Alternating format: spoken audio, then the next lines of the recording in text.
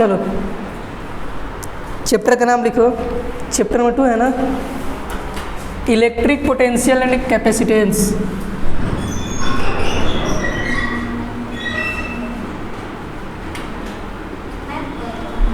Electric potential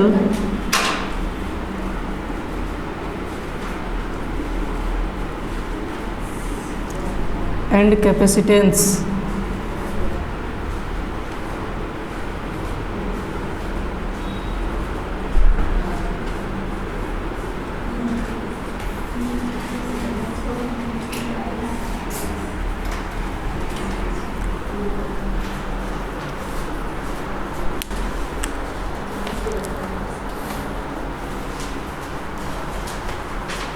इसमें पहला heading डालिए, work done in electric field. पहला हेडिंग है work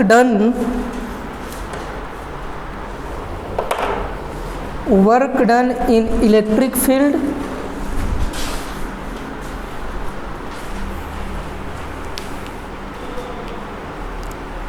work done in an electric field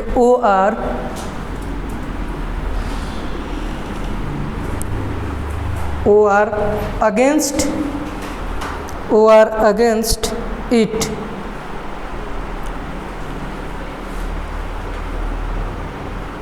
हो गया?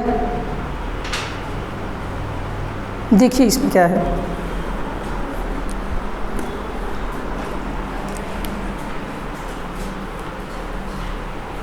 यहाँ पे मान लेते हैं हमारे पास एक प्लस क्यू चार्ज है और इस प्लस क्यू चार्ज को नाम देते हैं सोर्स चार्ज। क्या नाम देते हैं?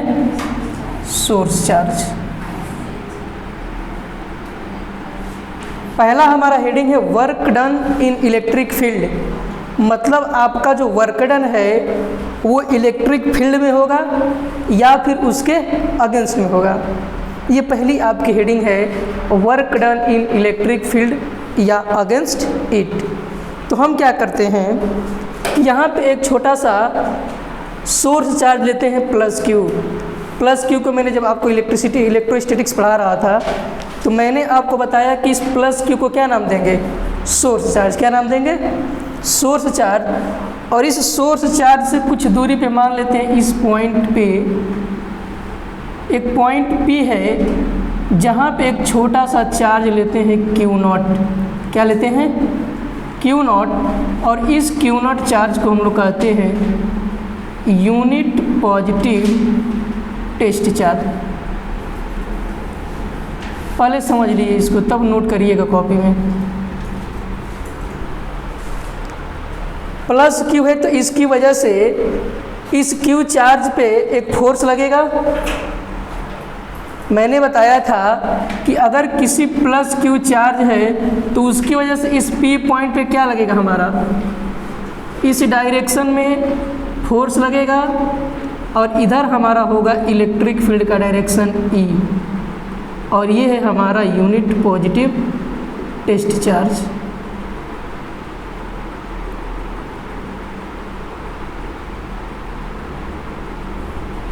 इस चार्ज की वजह से इस P पॉइंट पे इलेक्ट्रिक फील्ड कहाँ जाएगी? अवे लगेगा। इस सोर्स चार्ज की वजह से इलेक्ट्रिक फील्ड अवे लगा यहाँ से।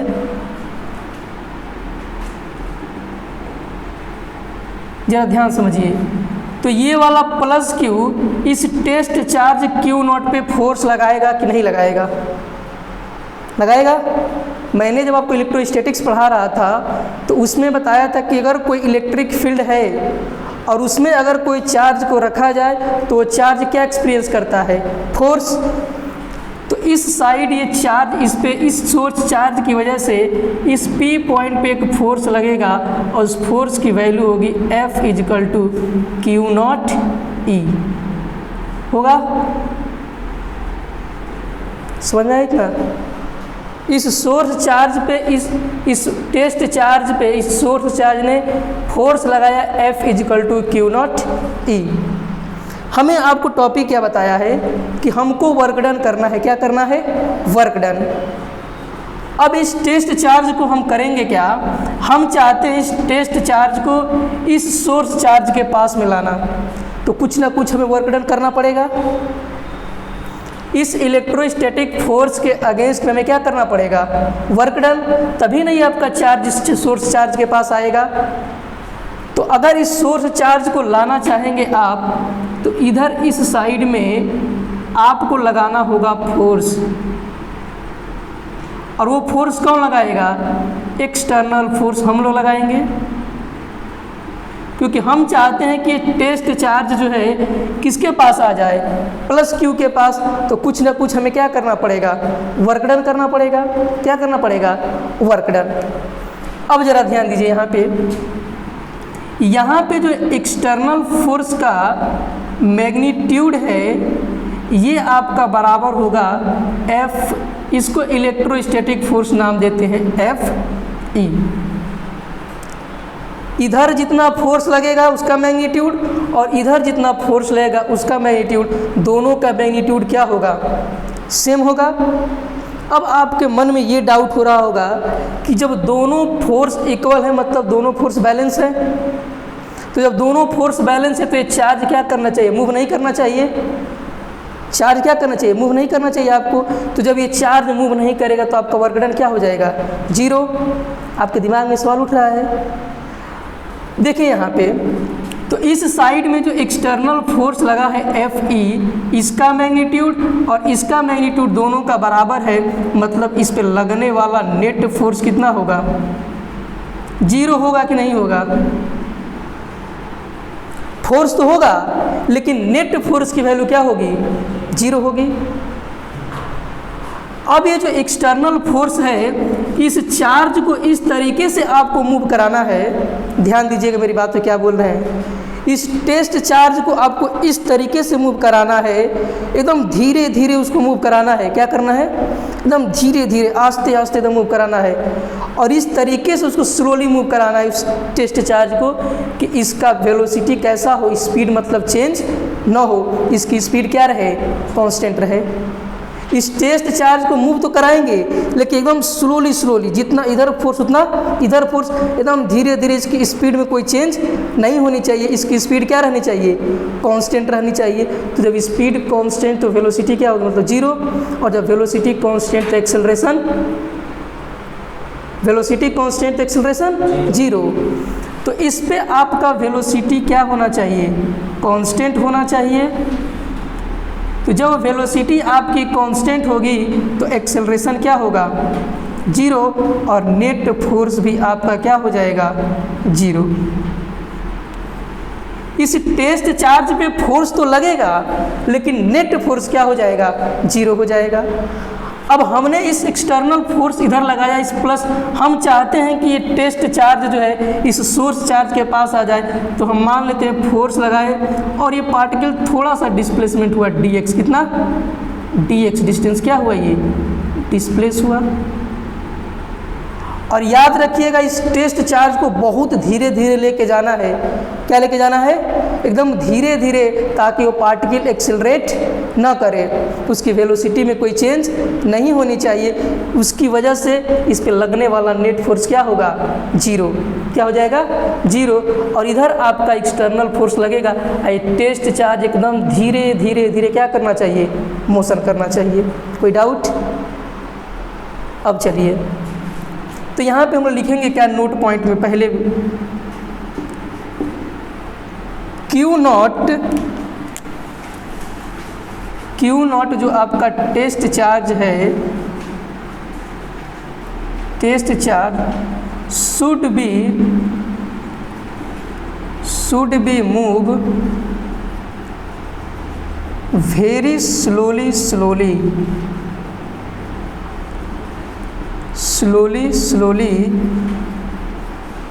दैट इज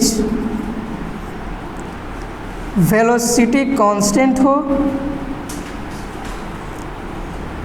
एक्सेलरेशन जीरो हो, और इस पे लगने वाला नेट फोर्स क्या हो, जीरो हो।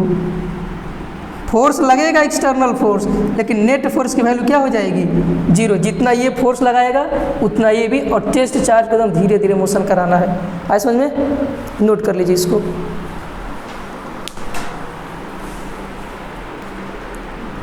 मिटाए। देखो यहाँ अब हमको करना है वर्क डन। क्या करना है? Work done. तो सबसे पहले चेक करते हैं कि इलेक्ट्रोस्टैटिक फोर्स के द्वारा वर्क डन कितना होता है, और उसके बाद देखेंगे एक्सटर्नल की वजह से कितना वर्क डन होता है। तो सबसे पहले हम बात करते हैं work done by electric force.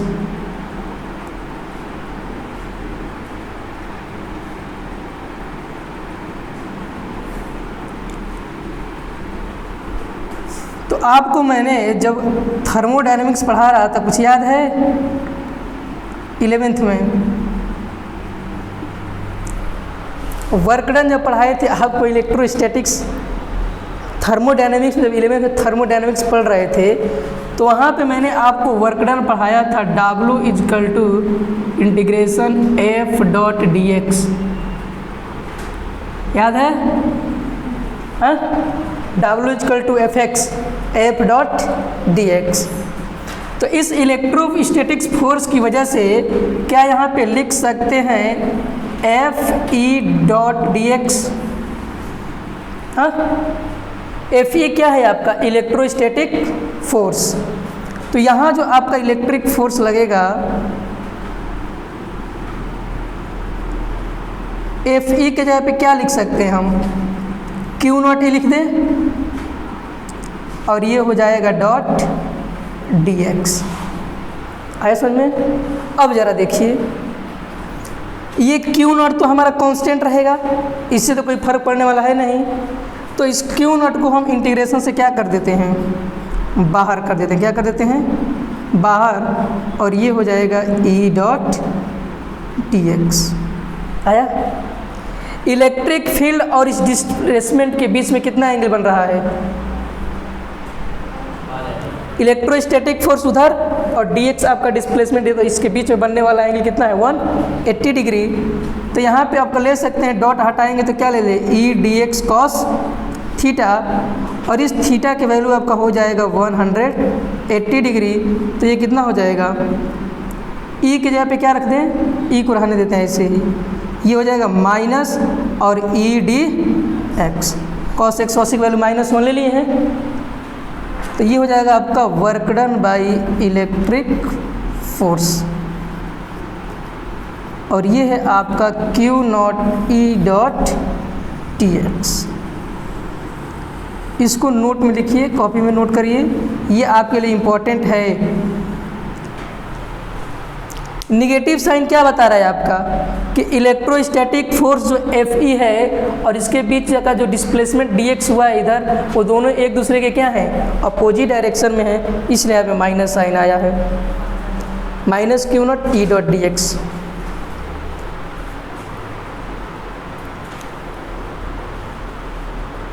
Note कर लीजिए।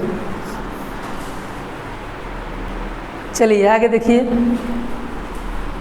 तो work done by electric force कितना आया है? -Q0 और इंटीग्रल E.dx। इतना क्लियर है? अगर यहाँ से मैं एक जनरल रूल बनाऊँ, यहाँ से आपको किस तरीके से क्वेश्चन पूछता है यहाँ से? देखिए, इन जनरल हम मान लेते हैं कोई चीज़, जैसे आप लोग पढ़े थे 11th में, जब हम कोई r वेक्टर ले रहे थे तो क्या लिख रहे थे? मान लीजिए x i cap, y j cap और प्लस z k कैप, ऐसे ले रहे थे? ले रहे थे कि नहीं ले रहे थे ऐसे? तो यहाँ पे आपका जो है dx है, क्या है? dx है। तो अगर इसको मैं x को मान लूँ, x r मान, क्या मान लेता हूँ यहाँ पे? r। देखो यहाँ पे रूल बना रहा हूँ क्या, अगर इसी को मैं ले लूँ work done by electric force, और ये हो जाएगा -Q0 और इंटीग्रल E.dr वेक्टर, लिख सकते हैं ऐसे। एक जनरल में रूल बना रहा हूँ आपके लिए कि अगर इलेक्ट्रिक वेक्टर E है और ये डॉट, इसको क्या लिख सकते हैं? dr लिख सकते हैं। तो ये हो जाएगा आपका work done by electric force minus Q not, क्या ई के जगह पे हम लिख सकते हैं इलेक्ट्रिक भी आपका एक वेक्टर है, क्या है वेक्टर है, तो इसको लिख सकते हैं ई एक्स आई cap plus E Y J cap और plus E Z K cap और डॉट लगा सकते हैं आप ऐसे, और इसको लिख सकते हैं एक्स आई कैप वाई डी एक्स आई cap D Y J cap और plus D Z K cap. लिख सकते हैं ऐसे? नहीं लिख सकते? आर को मैंने एक्स वाई जेड में लगा, डी आर लेंगे तो क्या ले लेंगे, D X I D Y J cap plus D Z K cap. तो यहाँ से आपको मिलेगा work done by electric force. इसको नोट कर लीजिए, इस पर सवाल करा रहे हैं अभी, एग्जाम में आया है सवाल इस पे प्रीवियस ईयर में। कोई दिक्कत?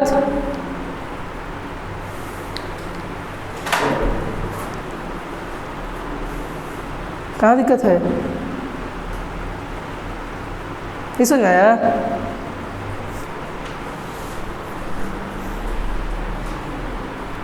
चलिए क्वेश्चन लिखिए, आपका जो एग्जाम में आया है, find the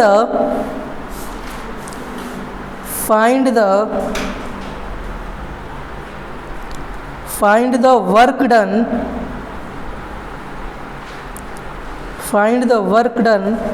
by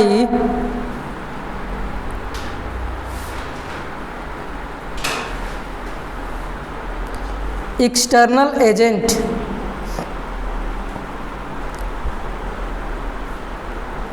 in slowly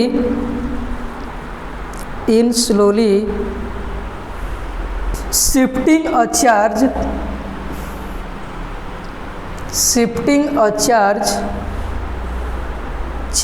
q is equal to 1 microcoulomb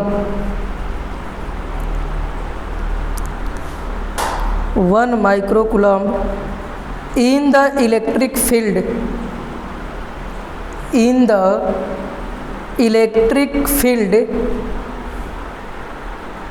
vector A is equal to 10 to the power 3 I cap। Vector E is equal to 10 to the power 3 I cap। हो गया? Full stop. From the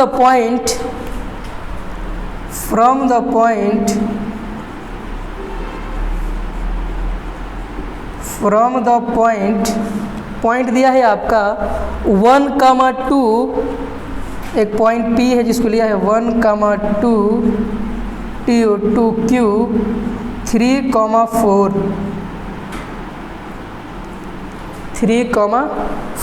अब जरा ध्यान दीजिएगा, आपको किसके द्वारा work done बोला है, एक्सटर्नल से कि इलेक्ट्रोस्टैटिक से? हैं? तो अगर आपका इलेक्ट्रोस्टैटिक फोर्स की वजह से minus Q not E dot D x है, तो अगर एक्सटर्नल की वजह से वर्क डन करेंगे तो दोनों एक दिशा में हो जाएगा, डिस्प्लेसमेंट भी इधर ही और फोर्स भी इधर ही। तो कॉस के बीच में बनने वाला एंगल कितना हो जाएगा, ये निगेटिव, तो क्या हो जाएगा, कॉस जीरो की वैल्यू 1। फर्जियात है कॉस 160 में। अच्छा यहाँ ध्यान दो जरा एक मिनट, अगर इलेक्ट्रोस्टैटिक फोर्स आपका निगेटिव आ रहा है तो एक्सटर्नल फोर्स क्या आएगा, इसी का निगेटिव हो जाएगा, क्योंकि दोनों का डायरेक्शन क्या है, अपोजिट है। तो एक्सटर्नल की वजह से जो यहाँ वर्क डन आपको मिलेगा वो हो जाएगा क्यू नॉट और ई डॉट डी एक्स। आया समझ में?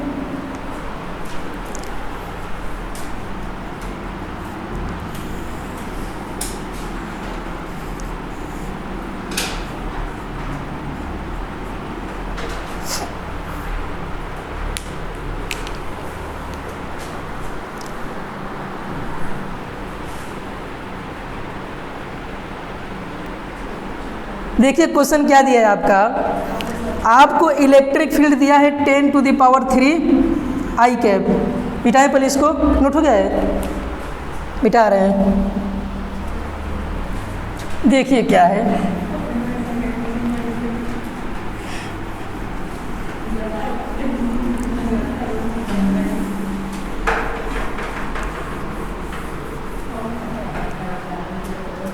देखिए वो क्वेश्चन दिया है, आपको इलेक्ट्रिक वेक्टर ई दिया है 10⁻³ आई कैप दिया है। मतलब इलेक्ट्रिक फील्ड आपका सिर्फ किस एक्सिस के लॉन्ग है, आई मतलब एक्स एक्सिस के लॉन्ग। वाई और जेड वाला तो इसी तरह क्या हो गया आपका 0, ऐसा में आया। तो अगर यहाँ से देखा जाए और कुछ दिया है आपका, Q0 की वैल्यू दिया है आपको 1 माइक्रो कूलम, और 1 माइक्रो कूलम की क्या लिख सकते हैं कूलम में, 1 × 10⁻⁻6 कूलम लिख सकते हैं। और आपको dr कितना दिया है, मतलब पोजीशन चेंज आपका p जो है 1 का कितना दिया है 2 और 2 3,4। तो ये है आपका x1 y1 मान लेते हैं, और इसको मान लेते हैं x2 y2 ले सकते हैं। तो y वाला तो आपका इसी तरीके से कैंसिल हो जाए, क्योंकि इलेक्ट्रिक फील्ड क्या है y में, है ही नहीं। जैसे यहाँ पे दो प्रोडक्ट किए थे तो क्या आया था Ex प्लस Ey dy, और प्लस क्या आया था Ez dz। तो ये दोनों तो आपका इसी तरह खत्म है, क्योंकि ये भी टर्म 0 है और ये भी टर्म 0, तो इससे हमें कोई मतलब ही नहीं है। आए समझ में। तो यहाँ पे Ex अगर निकाल ले dx तो क्या मिल जाएगा, यहाँ से r वेक्टर dx के लॉन्ग 3 में से 1 जाएगा, अब कितना आ जाएगा 2 आ जाएगा, यानी dr की वैल्यू कितना मिल गया आपको 2। तो आप रख सकते हैं सिंपली फार्मूले में, वर्क डन बाय एक्सटर्नल पूछा है आपसे, तो प्लस हो जाएगा Q0 और कितना हो जाएगा इंटीग्रल E.dx। और ये आपका लिमिट कहाँ से कहाँ जाएगा, यही 1 से 3 तक जाएगा। नहीं समझ में आया, लिमिट आपका 1 से लेके कहाँ तक जाएगा 3। तो वर्क डन बाय एक्सटर्नल हो जाएगा 10⁻³ कितना आया है -6, और इलेक्ट्रिक फील्ड कितना दिया था 10⁻³ और लिमिट जाएगा आपका 1 से लेके 3। तो 10 के पावर कितना हो जाएगा -6। dx छूट रहा है क्या, तो dx का इंटीग्रेशन कितना हो जाएगा, इसको बाहर कर लेते हैं तो ऐसे हो जाएगा 10 के पावर 3 और ये हो जाएगा x, और ये 1 और 3, तो x वैल्यू कितना आ जाएगा 2 इंटू 10 के पावर 3। तो आंसर आपका मिलेगा यहाँ 10 के पावर 2 इंटू 10 के पावर -3। ये हो जाएगा आपका वर्क डन बाय एक्सटर्नल। आया समझ में। y और z वाला आपका क्या था 0 था, क्योंकि इलेक्ट्रिक फील्ड सिर्फ आपका आई कैप में था, तो Ey में है ही नहीं तो 0, और Ez में है ही नहीं तो ये भी क्या हो जाएगा दोनों 0। सिर्फ Ex और dx दिया था, 1 से 3 लिमिट गई थी। आया।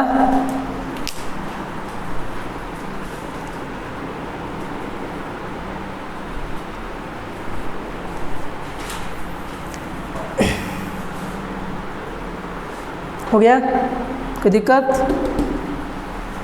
इसी तरीके से आपको क्वेश्चन पूछेगा, ठीक है। तो ज़रा यहाँ ध्यान दीजिए, जो अगर एक्सटर्नल फोर्स जो आपका आया था वो पॉजिटिव में था, क्योंकि इलेक्ट्रिक फोर्स आपका नेगेटिव में, तो दोनों का डायरेक्शन क्या है अपोजिट है। तो इलेक्ट्रिक फोर्स अगर आपका नेगेटिव है तो एक्सटर्नल वर्क किस में होगा आपका पॉजिटिव में होगा। किस में होगा पॉजिटिव में, क्योंकि डायरेक्शन क्या हो जाएगा चेंज हो जाएगा। बेटा नीचे वाला नोट करना है ना, नोट करो।